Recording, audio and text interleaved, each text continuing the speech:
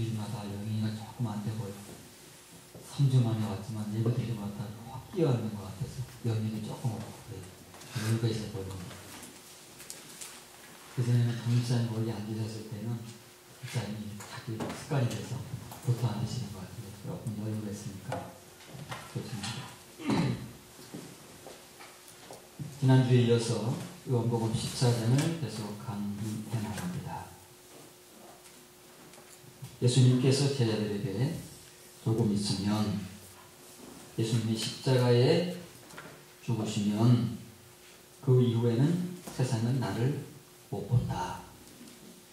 형체가 없어지시니까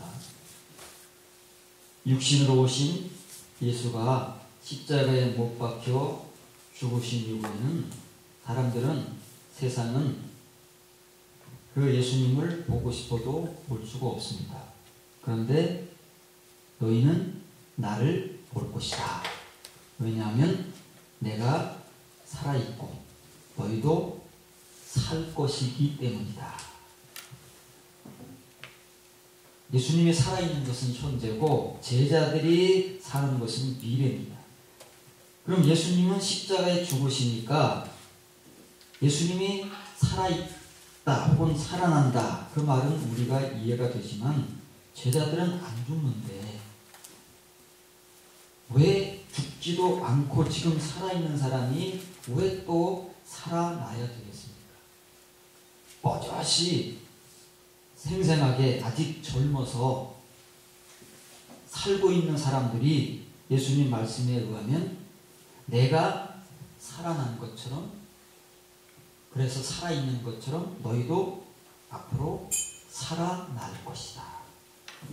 이렇게 제자들에게 제자들이 살아날 것을 예언하고 있는 것입니다. 그러면 제자들이 살아난다는 것은 죽어야 살아나지 않습니까? 살아있는데 어떻게 살아나겠습니까? 죽은 사람이 살아나지 산 사람 보고 살았다고 하지는 않지 않습니까? 그러면 이 제자들도 예수님의 말씀에 의하면 어떤 방식으로든 간에 죽는다는 것입니다. 그리고 그 죽음을 통해서 살아날 그러한 경험을 제자들이 한다는 것이죠. 근데 우리는 이 말씀에 대해서 많은 오해들을 하고 있습니다. 당연히 예수님이 십자가에 죽으신 이후에 부활하셨기 때문에 그 부활의 믿음을 가지면 우리도 다시 살 것이라는 굉장히 저 미래적인 의미의 부활신앙을 말합니다.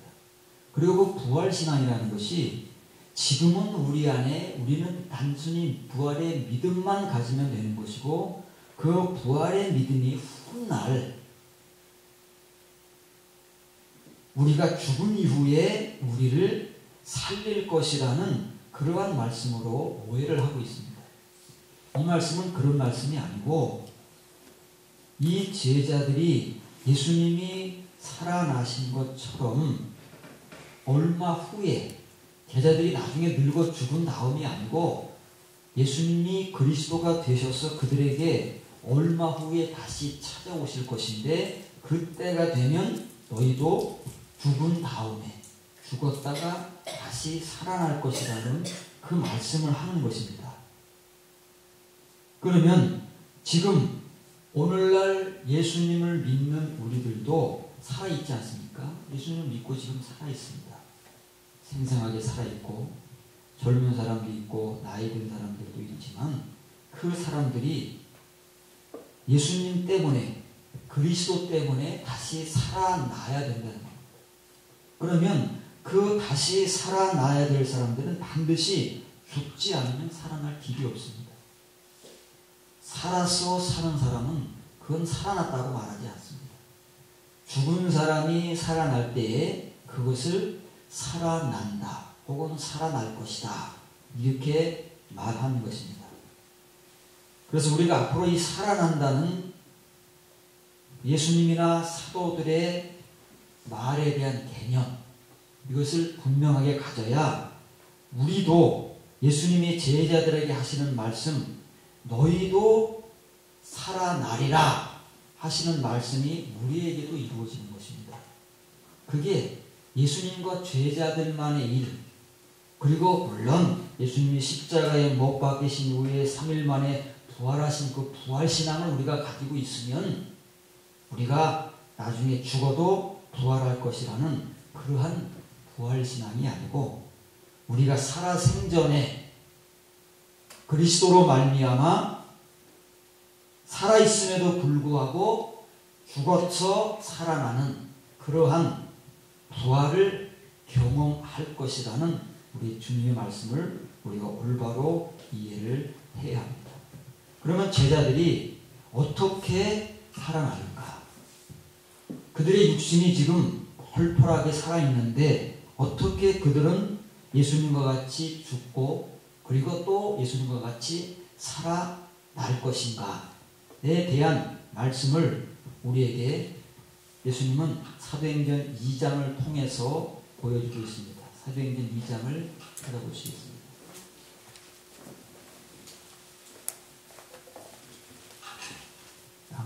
한번 살펴본 말씀이지만 오늘 좀 더 구체적으로 살펴보도록 하겠습니다. 사도행전 2장 1절부터 4절까지는 예수님께서 예언하신 성령께서 이 세상에 오시는 성령 대강림의 날이죠. 오순절날이 이 이름에 그들이 다 같이 한 곳에 모였더니 보려니 하늘로부터 급하고 강한 바람 같은 소리가 있어 그들이 앉은 온 집에 가득하고 마치 불의 혀처럼 갈라지는 것들이 그들에게 보여 각 사람 위에 하나씩 임하여 있더니 그들이 다 성령의 충만함을 받고 성령이 말하게 하심을 따라 다른 언어들로 말하기를 시작하니라. 예수님이 약속하신 날이 이르자 제자들을 비롯한 120명의 성도들이 마가의 다락방에 모여서 기도에 힘쓰고 있는데 약속된 그날 하늘로부터 불같은 혀입니다. 불같은 혀가 그 120명 각 사람 위에 임했다고 성경은 기록하고 있습니다. 그런데 그것을 그 120명이 3절 말씀에 보니까 그 사람들에게 보였다는 겁니다. 그 사람들이 봤다는 겁니다. 이 봤다는 말은 여러분들 주보에 보시면 거기 보여라는 그 단어에 쓰여진 단어가 앞에 있는 단어입니다. 그것은 과거 수동태입니다. 그 뒤에 단어가 기본형입니다. 호라오. 우리가 늘 강조해서 듣는 호라오. 이 호라오는 눈으로 보는 것이 아니라 그들이 경험한 것입니다. 그들은 혀들이 불같이 자기들 위에 임하는 것을 눈으로만 본 것이 아니라 그들이 직접 경험을 해서 그 불의 혀, 불같은 혀에 의해서 자기들이 태움받는, 그 혀가 불같이 임해서 뭘 하겠습니까? 그 혀를, 그 사람들의 혀를 그 불로 태웠다는 것입니다. 그래서 그 사람들의 혀가 평상시에는 자기들의 말을 했지만 불의 혀가 자기들에게 임해서 자기들의 혀가 이 불의 혀로 태워지니까 그 사람들의 혀가 이상한 말을 하더란 말이에요. 다른 말들, 자기들이 쓰지 않던 다른 말들, 소위 말하는 방언을 하기 시작했다는 것입니다. 여기 강조점이 방언에 있는 것이 아니라 바로 이 불의 혀를 그들이 보고 경험해서 그 불의 혀가 그 사람들의 혀가 되었다는 것입니다. 그리고 그 현상으로 보여주는 한 가지가 방언입니다. 우리는 이 방언에 머물러 있지만 우리가 더 주목하고 우리도 이 120명의 성도들처럼 호라오해야 할 것은 불의 혀입니다. 그 불의 혀가 우리에게 임해서 우리들도 이 120명의 성도들과 같이 성령에 충만한, 우리의 혀가 바뀌어지는, 우리의 말이 바뀌어지는 그러한 성도들이 돼야 죽었다가 다시 살아나는 그런 사람들이 되는 것입니다. 이 성경의 짝이 이사야 6장이라고 말씀을 드렸습니다. 이사야 6장을 찾아보시기 바랍니다. 마가의 다락방에 모인 120명의 성도들에게 임한 이 성령, 불의 혀는 이제 하나님께서 이 세상에 성령을 보내시는 때이기 때문에 이렇게 다수에게 임하시지만, 구약시대의 성령은 개개인들에게만 임했습니다. 이사야 6장은 이사야가 환상 가운데, 환상도 아닙니다. 환상이라고 써있는 것이 아니라 6장 1절에 보면 우시야 왕이 죽더니 내가 보니, 환상이라는 말도 없습니다. 근데 이사야의 눈에 보이는 그 광경은 하나님의 보좌가 보이는 겁니다. 그럼 이사야가 하나님의 보좌 앞에 있다는 겁니다. 자기 눈에 보이는 게 하나님의 보좌입니다. 주께서 높이 들린 보좌에 앉으셨는데 그의 옷자락이 성전에 가득하더라. 거기 스랍들이 모셔 섰는데 각기 6날개가 있고, 둘로는 얼굴을 가리고 둘로는 발을 가리고 둘로는 날며 서로 불러 이르되 거룩하다 거룩하다 거룩하다 만군의 여호와여, 그의 영광이 온 땅에 충만하도다. 이렇게 화답하는 스랍들의 소리로 말미암아 문지방의 터가 요동하며 성전의 연기가 하나님의 영광이 충만했다는 것입니다. 그것을 본 이사야가 그 광경과 자기 자신을 번갈아 보게 되니까 그때 비로소 자기 자신이 보였습니다. 그전에는 자기 자신이 어떤 존재인지를 볼 수가 없었는데 그 광경을 통해서 5절에 자기 자신을 보니까 자기는 너무 더럽고 부정하고 곧 죽을 수밖에 없는 존재인 것을 깨닫게 되었습니다. 자기 자신을 보게 된 겁니다.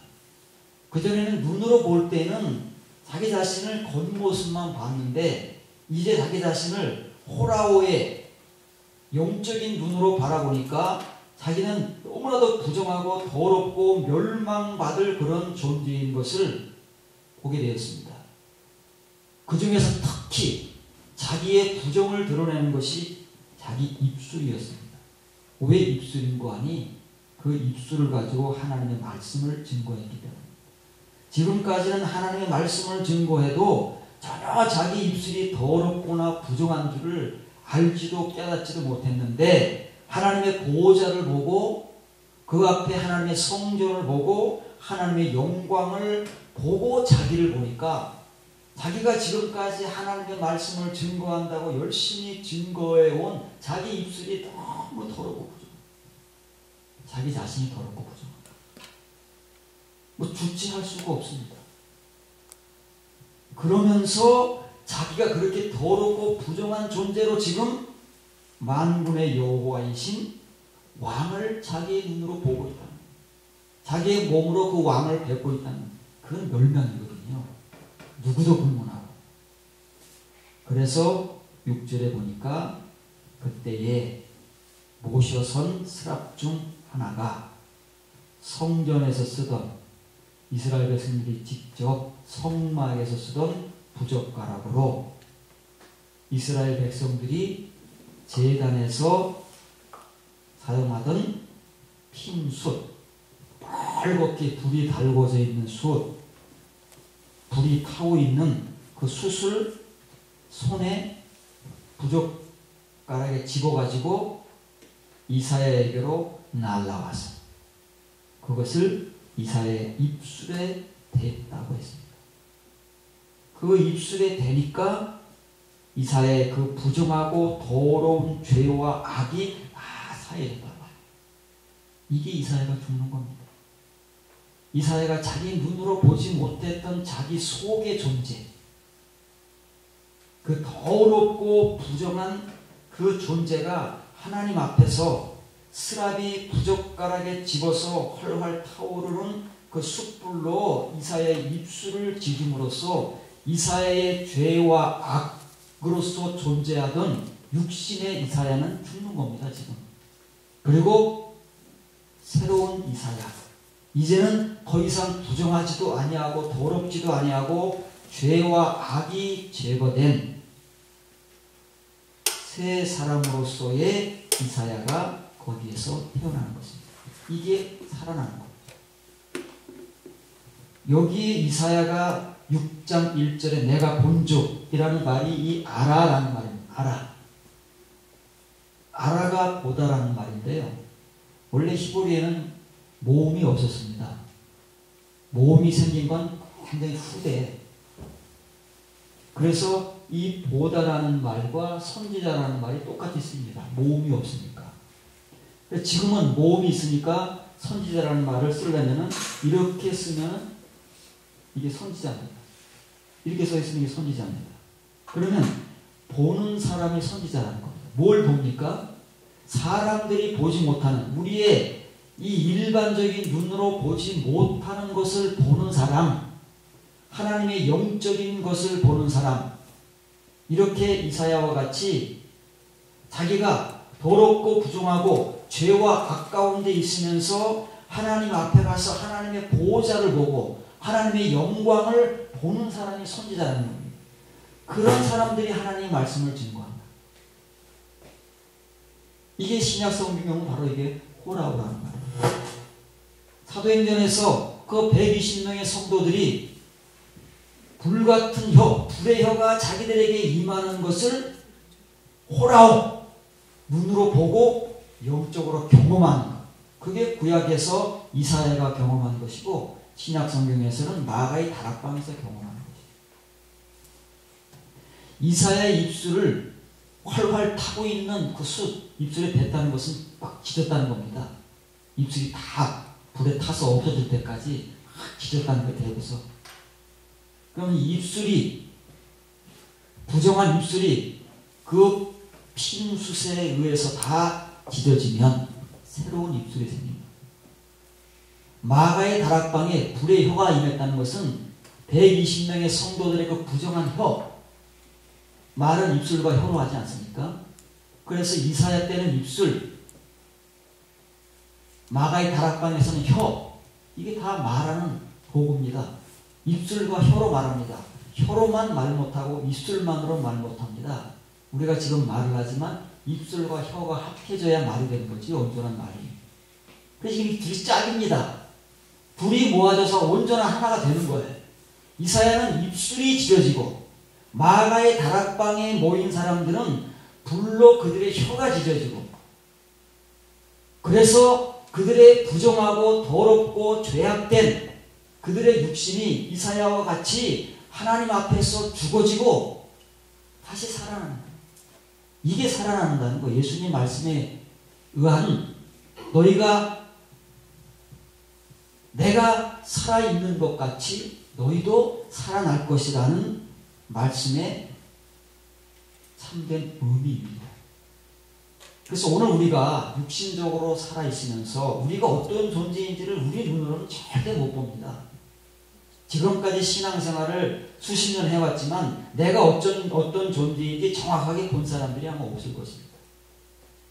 언제 보여지느냐면 우리가 이사야와 같이 마가의 다락방에 모인 사람들과 같이 우리가 하나님의 영을 볼 때, 하나님의 영광을 보고 그 하나님을 우리가 대면하게 될 때 우리가 얼마나 더럽고 부정한 존재이고 하나님을 믿으면서, 예수님을 믿으면서도 죄와 악 가운데 살아가는 그러한 존재인가를 우리가 깨닫게 되면 그때 하나님께서 우리에게 하나님의 불로 우리의 더러움과 부정함과 죄와 악을 죽이신다는 겁니다. 그게 내가 죽는 거예요. 그래야 살아납니다. 그렇지 않고 살아나는 사람은 한 사람도 없습니다. 이사야는 구약의 대표이고 마가의 다락방은 신약 성도들의 대표입니다. 오늘 우리들 역시도 하나님 앞에서 예수님의 말씀과 같이 예수님이 살아계신 것처럼, 그리스도로 살아계신 것처럼 우리도 그 그리스도로 말미암아 살아나기 위해서는 이런 과정을 거치지 않고는 아무도 살아서 하나님과 예수님을 믿고 섬길 수가 없습니다. 그래서 바울이 여러분 주보에 보시면 갈라디아 2장 20절에 그렇게 고백하는 것입니다. 내가 그리스도와 함께 십자가에 못 박혔나니 그런즉 이제 내가 사는 것은 내가 사는 것이 아니요 오직 내 안에 그리스도께서 사시는 것이에요. 왜 바울이 사는데 이제 바울이 사는 게 아닐까요? 과거 바울로 살던 자신은 이사야와 같이 마가의 다락방의 성도들 같이 죽었기 때문입니다. 바울 자신은 죽어서 자기 안에 그리스도께서 찾아오신 것입니다. 이 그리스도께서 자기 안에 거하는 사람은 자기 자신이 죽은 사람입니다. 이사야가 죽어야 새 사람이 되어서 부정하지 않은 정결한 입술로 하나님의 말씀을 증거한다.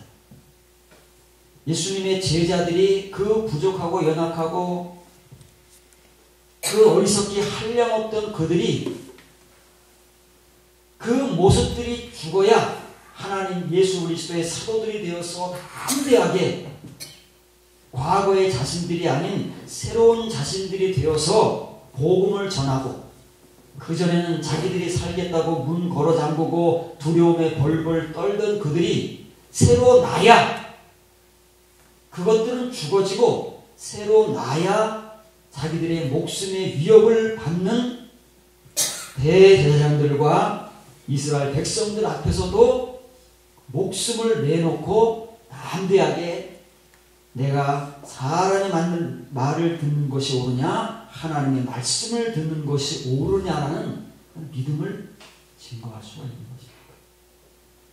죽지 않으면 안 됩니다. 과거의 베드로로서는 할 수 없는, 과거의 이사야로서는 부정한 상태로서는 하나님의 말씀을 정결하게 하는 거죠. 우리도 마찬가지입니다.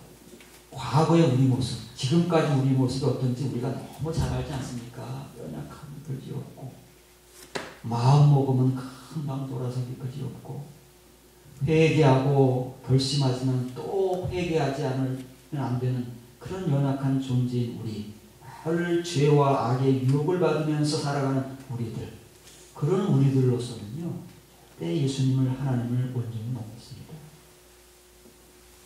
그런 우리가 죽어지고 새로운 내가 나로 살아나지 않으면, 그리스도께서 내 안에 거하시는 나로 살아나지 않으면 어느 누구도 이런 삶을 살아갈 수 없어요. 그걸 예수님이 지금 제자들을 통해서 우리에게 말씀하는 것입니다. 그래서 바울이 갈라디아 2장 20절에서 고백한 말씀이 오늘 요한복음 14장 20절에 그대로 나옵니다. 다시 본문으로 돌아오겠습니다. 14장 20절을 보시기 바랍니다. 그 날에는 언제입니까? 예수께서 그리스도로 다시 부활하시고 제자들을 다시 찾아오시는 그때에, 그 날에는 내가 아버지 안에 너희가 내 안에, 내가가 아니라 나도 너희 안에 있는 것을 너희가 알리라. 그리스도께서 아버지 안에 계시면서 우리 안에 찾아오시는 그때, 그때가 제자들이 살아나는 때입니다. 그때 그 부정하고 더러운 우리의 육신의 우리들이 죽어지고 살아나는 때가 바로 그리스도께서 우리 안에 들어오실 때, 부정하고 더러운 우리 안에는 그리스도께서 들어오실 수가 없습니다. 그래서 다시 살아나는 존재로 되게 하시기 위해서 우리에게 다시 제자들에게 오시는 것이고, 다시 살아나는 그들 안에 그리스도께서 거하는 것입니다. 그러면 아버지와 그리스도가 함께 제자들 안에 거하는 것이죠. 그리고 성령께서 임하시면 성령도 그들 안에 거하는, 성부, 성자, 성령, 하나님 세 분이 다 저희들 안에 거하는 것이고 오늘날 우리 안에 거하는 것입니다. 예수님의 말씀에 의하면 그렇습니다. 이것이 바울이 말하는 내가 그리스도와 함께 죽고 죽으면 그리스도께서 내 안에 산다는 그 말씀입니다. 죽지 않으면요, 그리스도께서 내 안에 못 삽니다. 나만 열심히 삽니다. 나만 살아서 과거의 이사야와 같이 더러운지도 부정한지도 죄와 가까운 데 있는지도 모르고 열심히 하나님 말씀을 증거하며 삽니다. 제자들과 같이 열심히 하나님 말씀을, 예수님 말씀을 눈앞에서 코앞에서 들으면서도 부인하고 무슨 말인지도 모르고 말씀과는 전혀 상관없는 그런 삶을 삽니다. 그리스도가 없으면 그렇습니다. 그러나 그리스도께서 그 안에 들어온 사람들은 과거에 그들은 죽은 사람. 과거에 그들이 죽어야 바울이 고백하는 것처럼 그때부터는 과거에 내가 사는 게 아니야. 나는 죽었기 때문에 과거에 나는 살 수가 없습니다. 그때부터의 바울의 삶은 바울의 삶이 아니라 그리스도께서 사시는 삶. 이것이 바로 자기가 육체 가운데서 사는 삶입니다. 육체는 바뀌지 않았습니다. 이 몸은 단지 속에서 자기가 살아있던 그 부정하고 더러운 죄와 아까운 데 살아가던 자기가 죽은 겁니다. 자기. 그리고 그 자기를 대신해서 그리스도께서 들어오심으로 과거에 내가 새로운 피조물로, 그래서 그리스도 안에 있는 자마다 새로운 피조물이라고 말하는 것입니다. 그 새로운 피조물은 그냥 예수님을 믿고 죄의 사함을 받는 사람이 아니라 바울이 말하는 것처럼 그리스도가 들어온 사람, 그래서 그리스도 안에 거하는 사람, 그 사람들이 새로운 피조물이라는 거예요.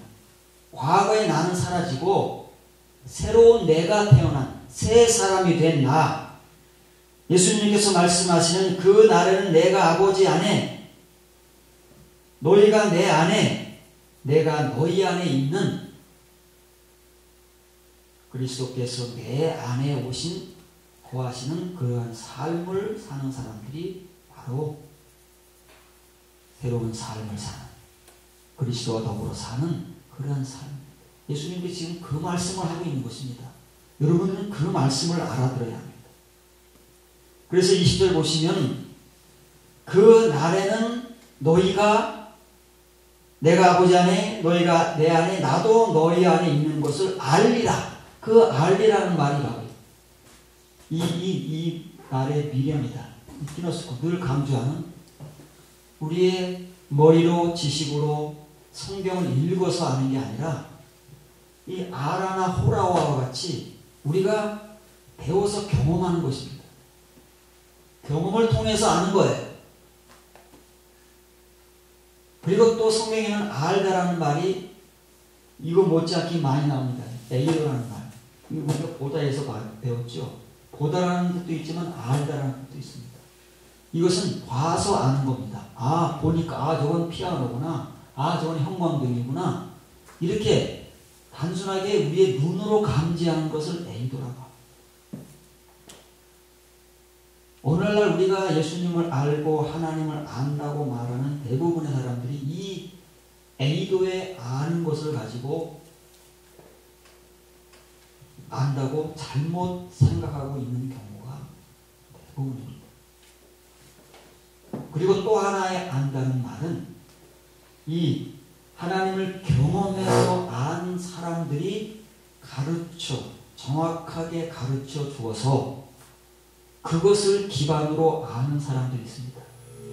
아직 경험은 하지 않았지만 사도들이 예수님을 경험하고 그리스도를 경험하고 자기 안에 그리스도를 모시고 사는 것이 무언가를 경험한 사람들이, 그래서 그것이 어떤 것을 아는 사람들이 그것에 대한 정확한 지식을 가지고 가르칩니다. 그럼 그것을 배운 사람들이 처음에는 성경을 읽어서 눈으로 읽어서 귀로 들어서 지식을 갖지만 그런 사람들에 의해서 배우면은 한 단계 더 나가는 그것이 에피기노스고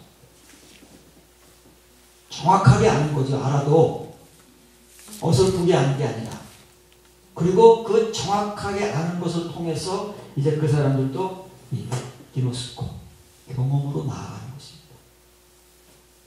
내가 다시 사는 게 무엇인가 그것을 바울과 같이 이사야와 같이 마가의 다락방의 120명의 성도들과 같이 경험으로 나아가는 것입니다. 이것을 성경에서는 안다 이렇게 말하는 것입니다. 한글은 다 무작위로 안다 그러지만 헬라어 성경은 안다, 안다, 안다 이렇게 구분해서 사용합니다. 그때 그 말씀의 맥락에 따라서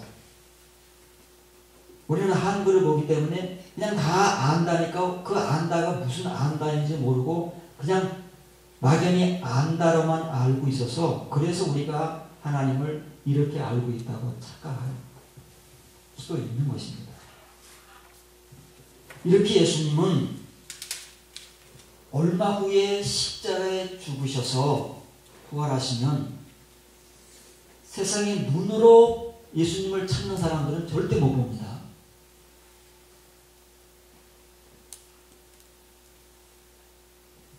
19절 다시 보시기 바랍니다.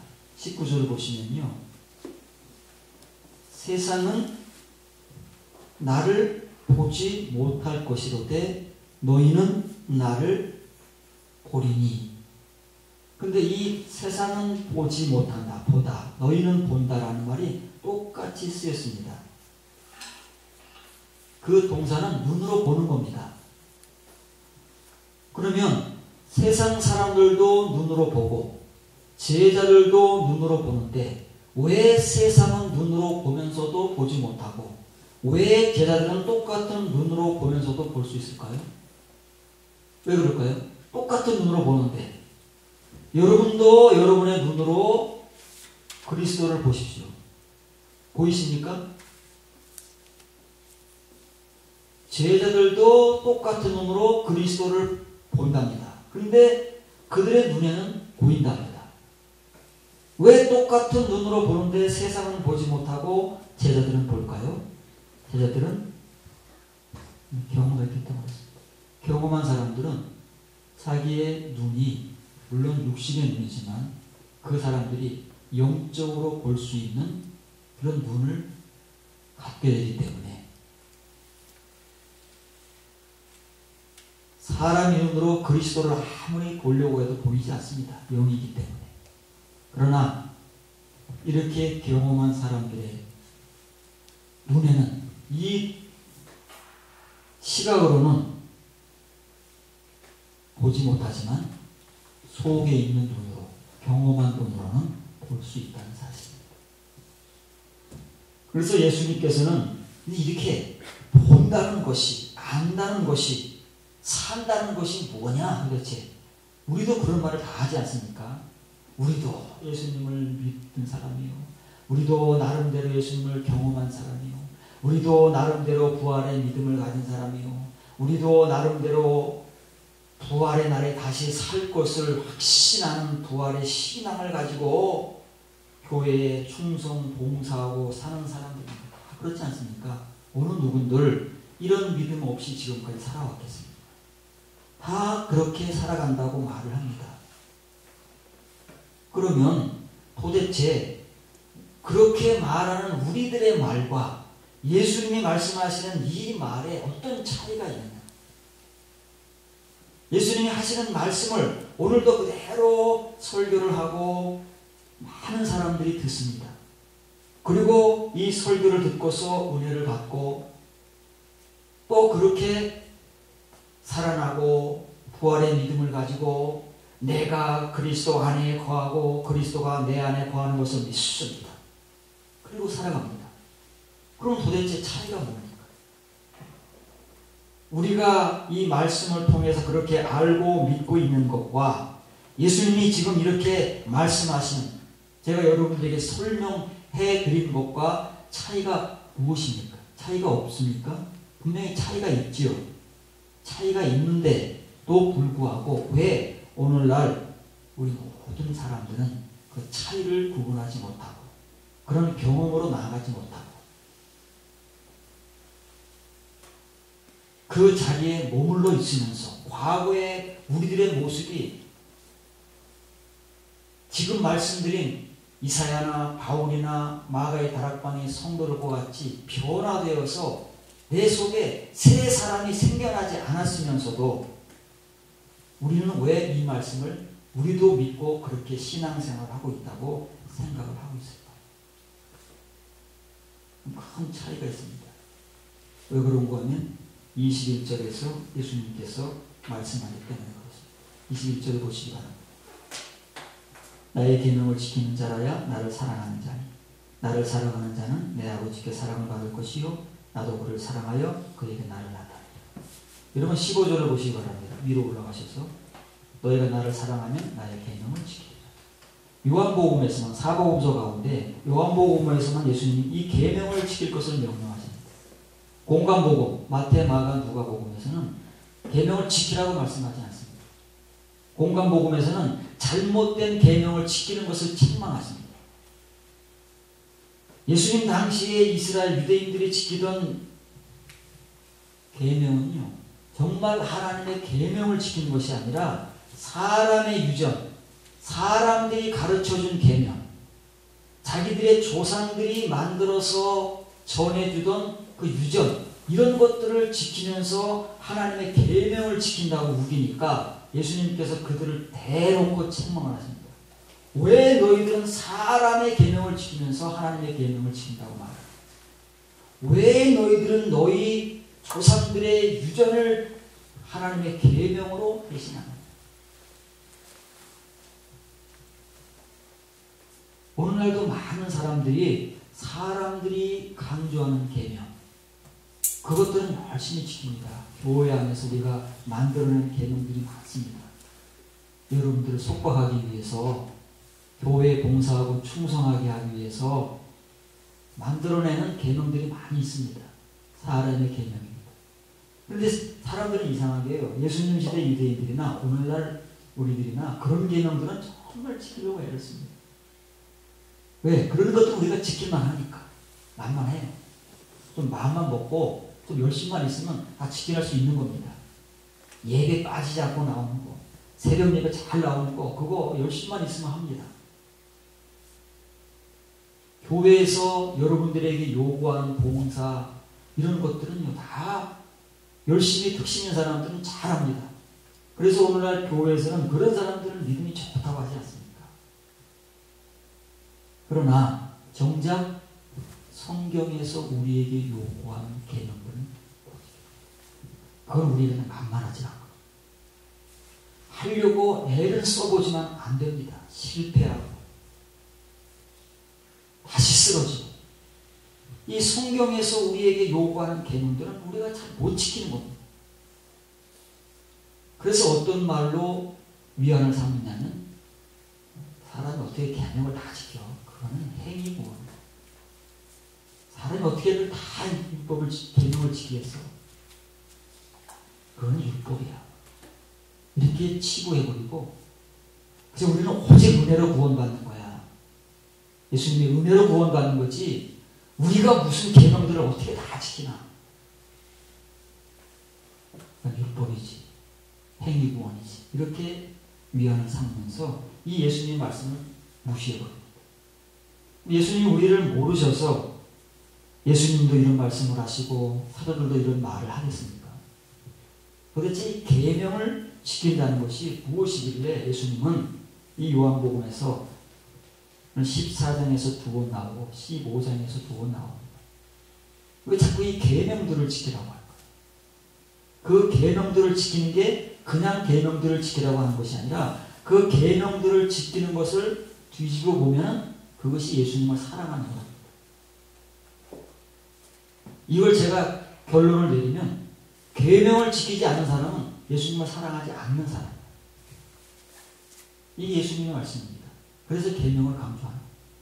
아니 나를 믿는다는 걸 어떻게 내가 인정해 주겠니? 너희는 나를 주여 주여 하는데 그 주여 주여 하는 거 그거 뭐니? 너희들이 내 이름으로 그렇게 뭐 대단한 일을 한다고 그렇게 난리를 치고 내 앞에 와가지고 내 이름으로 뭘 했다고 하는데 도대체 그게 뭐니? 나는 그걸로는 잘 모르겠다. 내가 분명하게 세워놓은 법칙은 내 계명을 지키는 것으로 나를 사랑하는 것을 인정하는 그거다. 그걸 보여봐라. 이것이 예수님 말씀입니다. 그래서 예수님은 계명을 강조하는 것이고 사도들도 서신에서 이렇게 계명을 강조하는 것입니다. 오늘 본문에 나온 21절의 말씀, 나의 계명을 지키는 자, 브리트에 보시면 파랗게 표시되어 있으면 계명들입니다. 계명 하나가 아니고 계명들, 예수님이 말씀하신 모든 계명, 그 모든 계명을 지키는 자가 예수님을 사랑하는 자라고 말씀합니다. 계명이 어디 한둘입니까? 이 계명들을 다 모으면 하나의 계명이 됩니다. 그것을 사랑이라고 하죠. 그 사랑의 계명을 다 풀어버리면 계명들이 되는 것입니다. 그러면 예수님께서는 이 계명들을 지켜야 예수님을 사랑한다고 합니다. 근데 우리는 계명들을 못 지킵니다. 우리의 힘과 능력과 믿음으로서는 계명들을 못 지킵니다. 당연히 못 지킵니다. 왜요? 우리는 아직 죽었다가 살아난 존재들이 아닙니다. 예수님이 하시는 말씀은 살아난 사람들에게 하시는 말씀입니다. 너희가 앞으로 살아날 것인데, 내가 살아있는 것처럼 살아날 것인데, 그때가 되면 아버지, 나는 아버지 안에, 너희는 내 안에, 나도 너희 안에 거한다. 그러면 너희가 내 계명들을 지키는 자가 된다. 나를 사랑하는 자가 된다. 이 말씀입니다. 그렇게 죽었다 살아나지 않은 사람이 계명들을 지키려고 하니까 너무 힘들지요. 과거의 제도를 같이. 얼마나 계명들이 힘든 겁니까? 마음은 내 목숨을 바쳐서라도 지키고 싶습니다. 베드로같이. 그런데 막상 현실에 닥치면 나 살겠다고 예수님을 부인하는 존재들이 연약한 믿음을 가진 우리 존재들 아닙니까? 그런 우리들은 못 지킨다니까요. 바울과 같이 자기가 죽고 그리스도가 안에 들어온 사람, 이사야와 같이 자기의 부정하고 더럽고 죄악들이 하나님의 불로 태워진 사람, 그래서 죽어서 새로 살아난 사람, 마가의 다락방에 120명의 성도들과 같이 하늘로부터 내려오는 그 타오르는 혀에 자기들의 혀가 태워져 죽어지고 새로운 혀로 태어난 사람들, 그런 사람들이 계명을 지킨다는 것입니다. 그래서 그런 사람들에게 말씀하는 겁니다. 그런 사람들은 계명을 지킵니다. 그리고 지킬 수 있습니다. 왜 그렇습니까? 그것은 나의 힘으로 하는 것이 아니라 바울이 말하는 바와 같이 내가 사는 것이 아니고 내 안에 그리스도께서 사는 것입니다. 내가 육체 가운데 사는 것은 내 믿음, 내 열심으로 사는 것이 아니라 그리스도, 예수, 그 예수, 하나님의 아들을 믿는 믿음이 내 안에 생겨난다. 새로 생겨난다. 살아난다. 그 말입니다. 그것으로 믿는 것이고, 그것으로 계명을 지키는 것이고, 그것으로 예수님을 사랑한다는 것이고. 그럼 이 계명들이 뭐냐?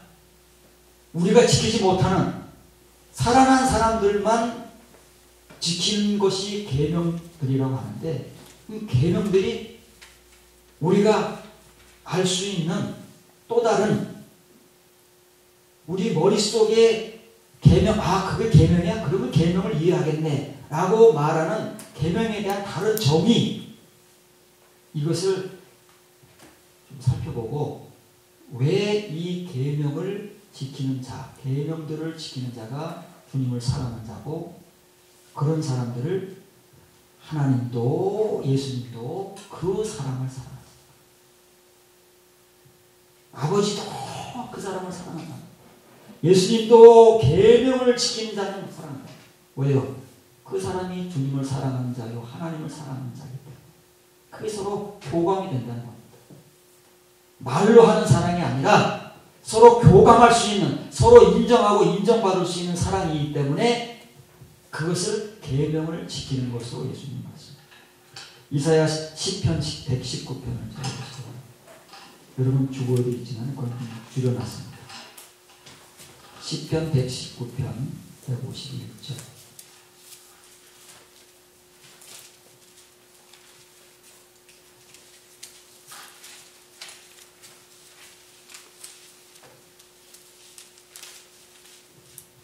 시편 119편 151절에 보시면 여호와여 주께서 가까이 계시오니 주의 모든 계명들은 진리입니다. 계명들이 진리입니다. 진리이기 때문에 진리가 안에 거하는 사람만이 이 진리를 지킬 수 있는 겁니다.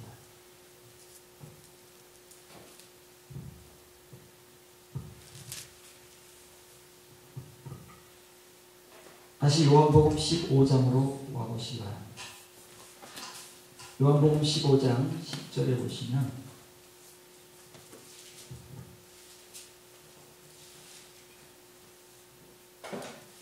내가 아버지의 계명을 지켜 그의 사랑 안에 거하는 것 같이 너희도 내 계명을 지키면 내 사랑 안에 거하리. 예수님도 아버지의 계명을 지킴으로 아버지의 사랑 안에 거하신다. 그렇기 때문에 계명을 지키는 자가 예수님의 사랑 안에 거한다. 하나님의 법칙입니다. 12절 보십시오. 내 계명은 곧 내가 너희를 사랑한 것 같이 너희도 서로 사랑하라 하는 것입니다. 그래서 계명들이 하나로 모이면 그게 사랑이라는 겁니다. 예수님도 계명을 사랑이라 하시고 사도 요한도 새 계명, 사실은 새 계명이 아니라 원래 있던 계명인데 그것을 사랑이라고 하지 않습니까? 마지막으로 요한 3서 1장 4절을 찾아보겠습니다.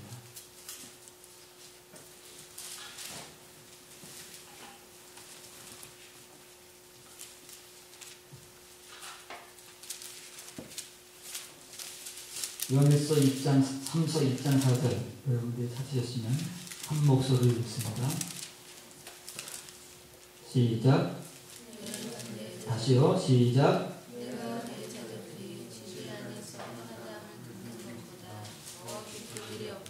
못 찾으셨나 봐요. 중요한 말씀입니다. 다시 한번 같이 읽겠습니다. 시작. 내가 내 자녀들이 주의 안에서 행한다함을 듣는 것보다 더 기쁜 일이 없도다. 사도 요한은 곧 그리스도의 영을 가진 사람이죠. 그리스도는, 하나님은, 사도는, 성도들이, 하나님의 자녀들이 진리 안에서 행한다함을 듣는 것보다, 사도 요한을 듣는 거지만 하나님과 그리스도 예수께서는 진리 안에서 행하는 것을 보는 것보다 더 기쁜 것이 없습니다. 그게 최고의 기쁨입니다. 하나님께도 예수님께도 사도들에게도 가장 큰 기쁨은 우리가 진리 안에서, 진리는 뭐라고요? 하나님의 계명들, 주님의 계명들. 그 계명들을 행하고 사는 것이 우리가 하나님과 예수님께 드릴 수 있는 최고의 기쁨이랍니다. 이걸 누가 부인하겠습니까? 이걸 부인하는 자가 저 그리스도. 그래서 예수님은 나를 사랑하는 그 증표를 보여라. 그게 계명을 지키는 겁니다. 너희는 왜 계명을 지키지도 않으면서 왜 입으로만 주야 하느냐? 왜 뭘 한 것 가지고 와가지고 나는 별로 관심도 없는데 너희들이 한 걸 가지고 와가지고 자꾸 내 이름으로 뭘 했다고 하느냐? 내 계명을 지킨 걸 보여라. 진리 안에서 살아온 걸 보여라. 라고 요구하시는 것이 우리 예수님. 이것이 예수님께서 제자들에게 하시는 말씀입니다. 짧지만 예수님이 하시고자 하시는, 예수님이 담고 우리에게 전하시고자, 제자들에게 주시고자 하시는 말씀. 이것을 우리가 임의로 우리의 한계 안에서 이해하고 알았다고 해서 우리도 이렇게 된 사람들이 아니라는 것입니다. 우리가 이렇게 예수님의 말씀과 같이 된 자가 되기 위해서는 오늘 여러분들에게 하나님의 말씀을 통해서 설명하고 증거한 대로 우리가 그런 존재들이 되어서야만 비로소 예수님의 말씀과 같이 우리가 다시 살아나야만 비로소 그리스도 안에 거하는 것이고 그리스도가 내 안에 거하는 것이고 비로소 우리가 주님의 계명들을 지키는 것이고 진리 안에서 행하는 것이고 하나님께 더할 수 없는 기쁨을 드리는 것이고 내가 하나님의 자녀가 됐다는 증거입니다. 하나님, 주님은 이 증거를 우리에게 찾으시는 겁니다. 이 증거를 가지고 하나님의 자녀인가 아닌가를 구분하고자 하시는 것이지 다른 거 없습니다.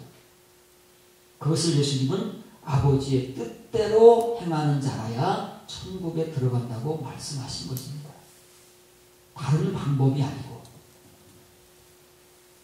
그래서 저와 여러분들은 오늘 주님께서 제자들에게 하신 말씀을 잘 들으셔야 합니다. 잘 들으시고 그 말씀이 여러분들 속으로 들어와야 합니다.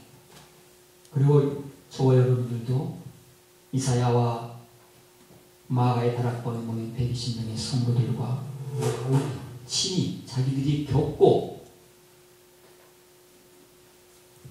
알아서